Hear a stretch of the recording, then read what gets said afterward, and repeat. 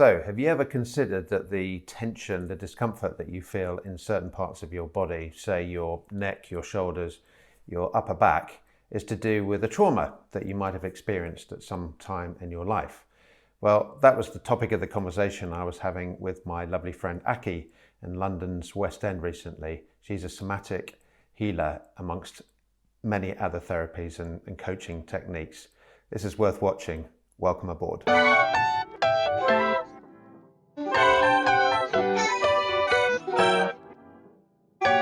I'm sitting here with my lovely friend Aki. We've been out for a delicious meal just off Oxford Street in St Christopher's Place.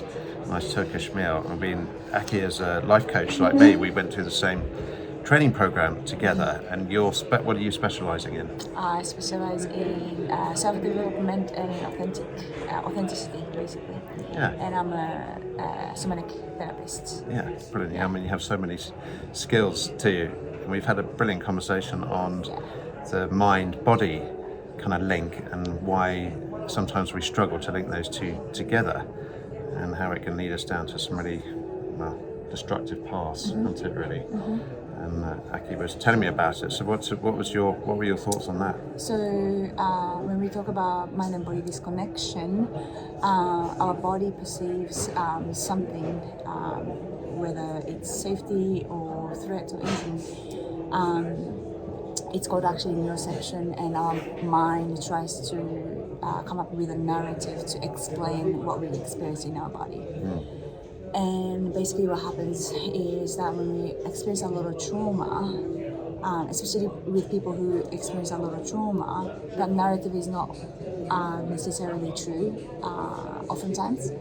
Oftentimes we are not used to staying in our body or with our emotions. Basically, we've always been told to stay out of our bodily experience and then stay stuck in our own head or own narratives. Yeah. So that's where the disconnection of mind and body happens. And also our autonomic nervous system communicates from our body to mind 80% of the time, and then our mind to body 20% of the time. So it doesn't matter how much of sort of positive thinking and all of that you do, as long as your body is not understanding it's a safe or it's an okay thing to do, then we often have difficulty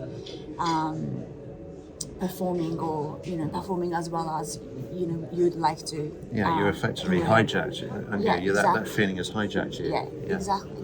So the example I often give to my client is my auntie experienced quite a lot of physical violence from my uncle, and which stopped long time ago, decades ago.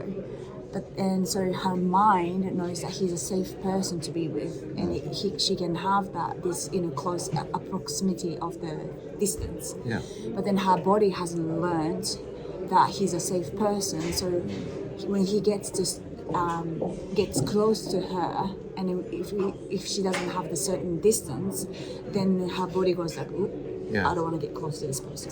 Those familiar feelings have been triggered automatically without any kind of mind logic kicking in there. Yeah. Exactly. So that's where the mind and body disconnection happens. Yeah. And in order for us to create mind and body connection, there's obviously ways to do it, and maybe we can talk about that in podcast or something. Yeah, it's really interesting, and this is definitely something we need to talk about a lot more, isn't it? Because we're all so familiar with those feelings. On one hand, we just get that horrible gut feeling. But as Aki was saying, 80% of what goes on in our brain starts from the stomach, so we have to really trust that gut feeling, and then we've got to put the hard work into really understanding what it means and how we communicate from there to there. It's so important. But very important. Anyway, we got to work from our body to the head, otherwise this connection thing doesn't happen. Yeah, very true. Yeah, it's a great discussion. Yeah. There we go. Thanks for listening. Yeah, and thank you for a wonderful conversation, a lovely evening. Right, guys, let us know what you think in that box below, and in the meantime, keep it in the greens.